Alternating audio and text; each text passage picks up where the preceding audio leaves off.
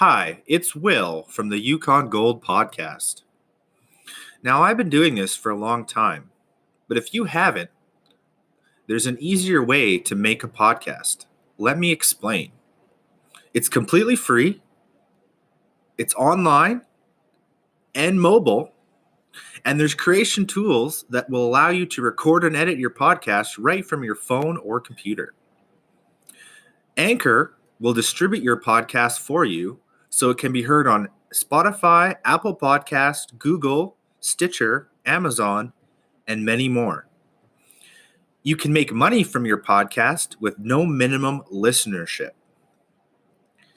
Now, if that seems like a good idea to you, follow this link below and download the free Anchor app or go to anchor.fm to get started.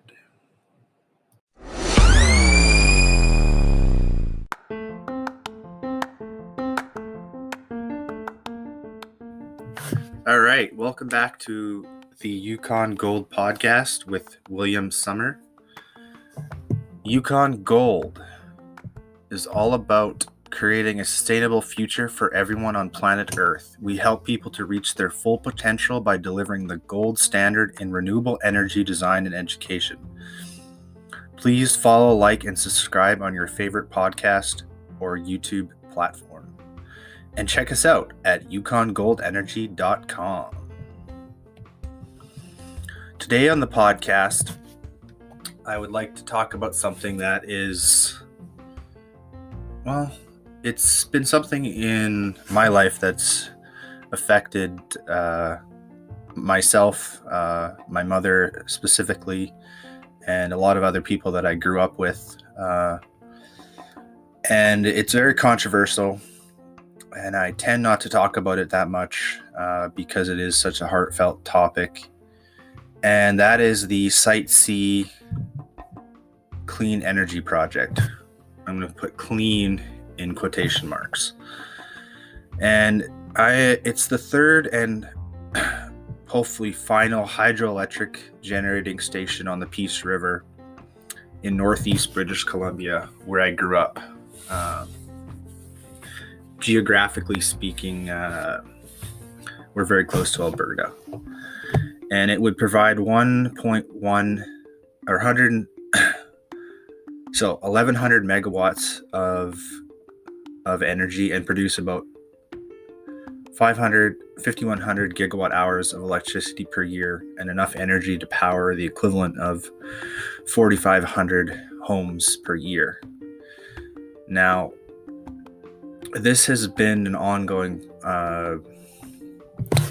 project since 2010, and now has come into fruition in 2020-21. And they are going ahead, full steam ahead with this project.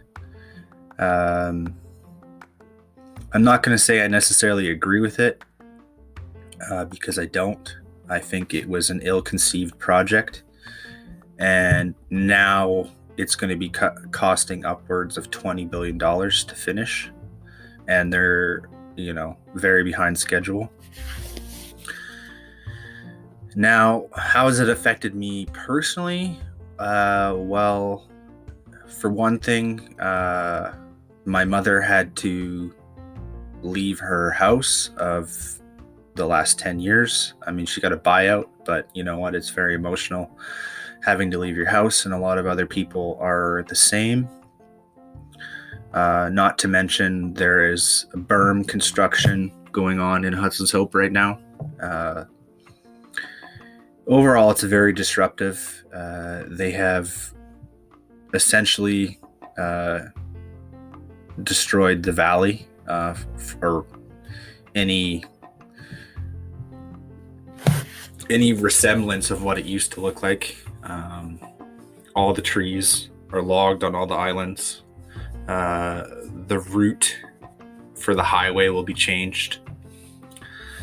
The project started in summer of 2015, and the generators are set to be online in the year 2024. And the project is supposed to be completed by the year 2025, so 4 years.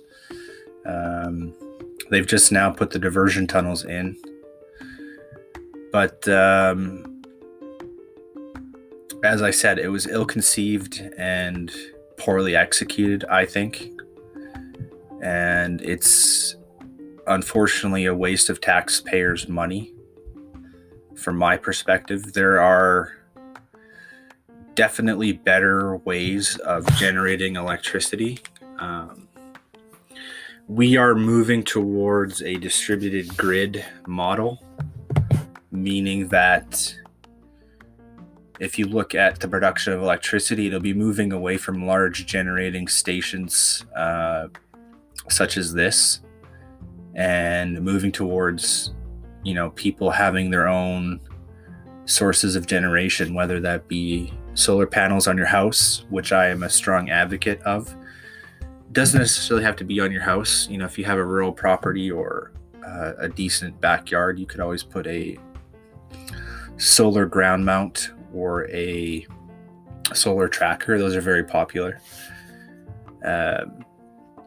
And even micro hydro and micro wind. This is the way of the future. We're going to be moving from a centralized electrical model towards a distributed grid. My main beef with BC Hydro over this, besides the flooding of 9,000 hectares of land and disrupting a lot of people's livelihoods, is the project itself is it's not really needed.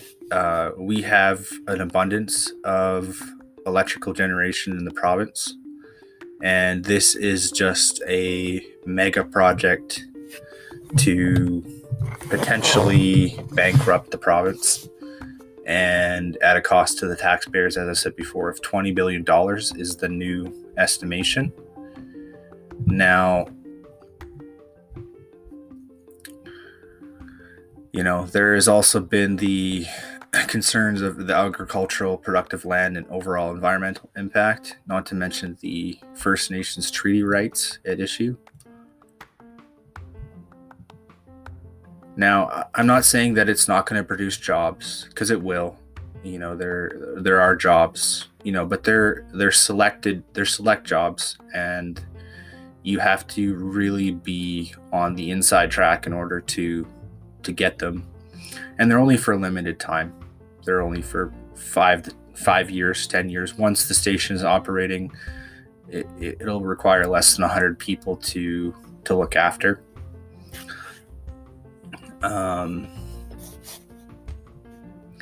Now that we're at this place of no return, why it is so disturbing is that, as I said, there's really no room in British Columbia for other models of clean energy, whether that be solar, wind, or hydro. BC Hydro, unfortunately, has really scaled back the net metering program. There are, unfortunately, not as many incentives in British Columbia to produce your own power. I mean, you get paid for 9 cents a kilowatt hour, and it will get credited to your bill.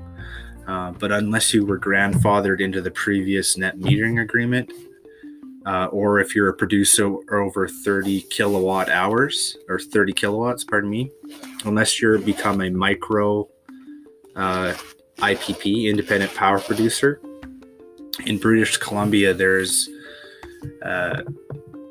not great incentives as a regular consumer or residential user to distribute your own power. And I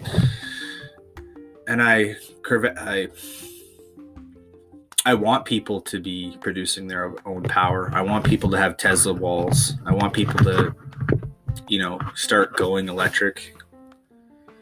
But unfortunately, at least in British Columbia, it's not really a great market right now. There are way more incentives on the Alberta side of the border right now for solar, especially if you live in certain centers such as Edmonton or Calgary. There's been municipal tax credits you can claim for your power, and even rebates you can claim for getting a solar installation on your house. Now,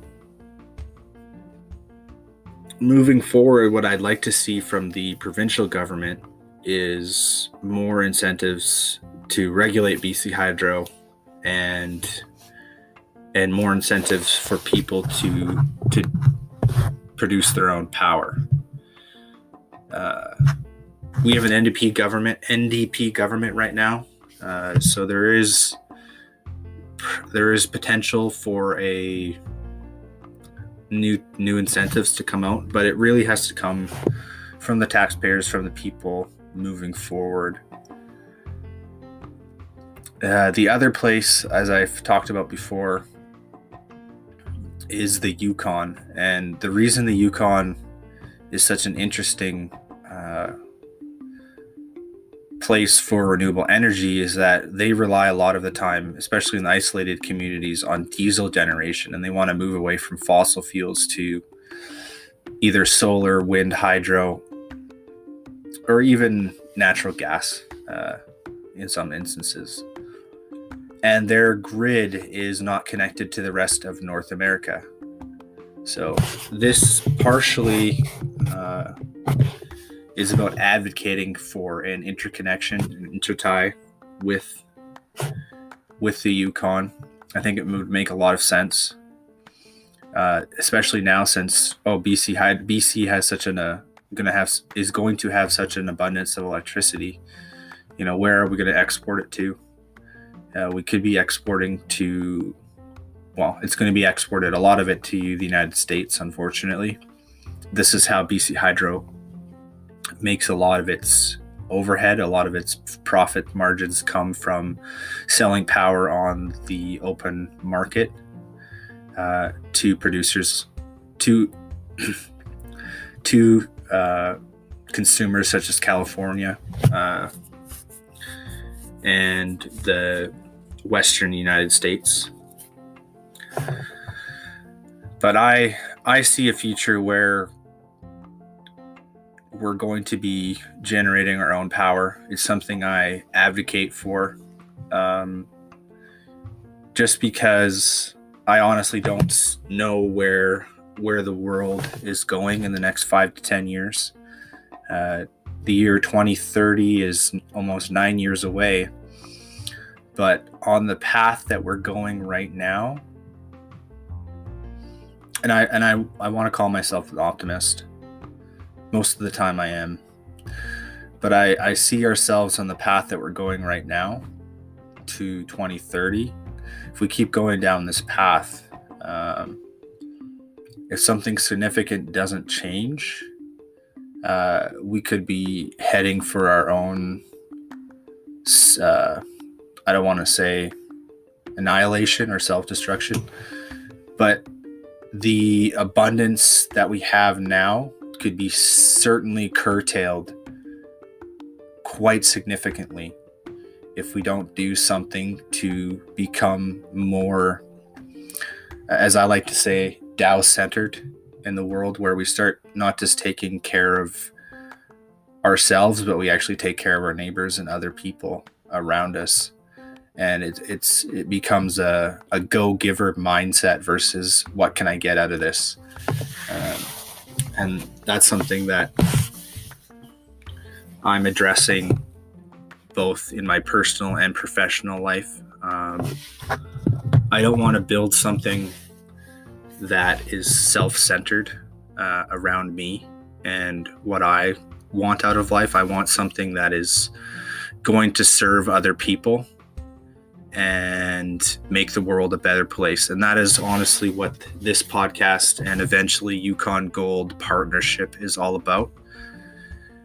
We are going to be philanthropic in nature, and it is about creating a sustainable future for everyone on planet Earth, not just North America. We want to help people to reach their full potential by delivering the gold standard in renewable energy design, education, and infrastructure. So if you follow this podcast, please like, share, and subscribe. It's very much in its infancy right now, but I see it blossoming into something great and phenomenal. That's the path I'm going down. I'm really not in it for myself. I'm here to help others and make the world a better place.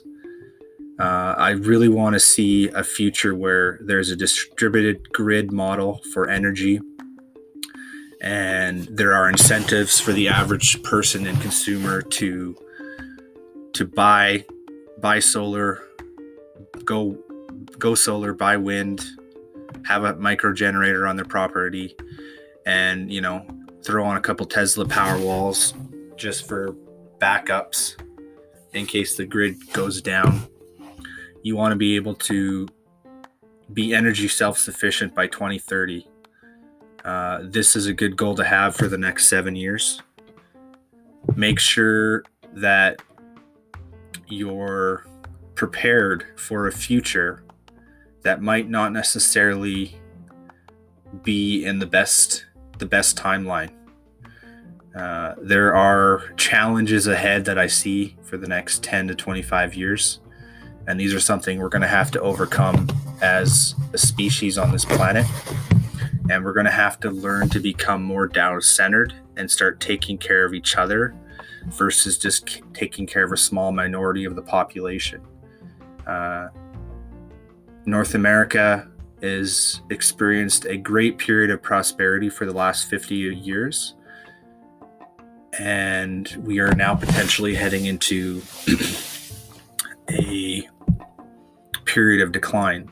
And I don't want to sound alarmist, but this is something that I think about, and I want people to take in consideration. What I'm saying is hedge your bets and don't take anything at face value. I know we're going through a difficult time right now with COVID-19, but that soon shall pass. And I see a bright future if we make the right choices now versus waiting for something cataclysmic to happen to us. All right. This has been Will from the Yukon Gold podcast. Please like, follow, share, and subscribe on your favorite podcast platform and YouTube. And please check us out at yukongoldenergy.com. The website will be live very shortly. Thank you for your time, and have a great rest of your day.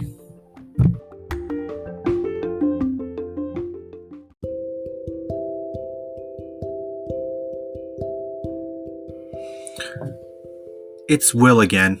I just want to preface the end of this episode with the fact it's Valentine's Day, and if you haven't sent a message or texted, called, or just generally told the person that you love and care about the most in the world how you feel, you should go do that now. All right. Have yourself a great and wonderful Sunday. Cheers.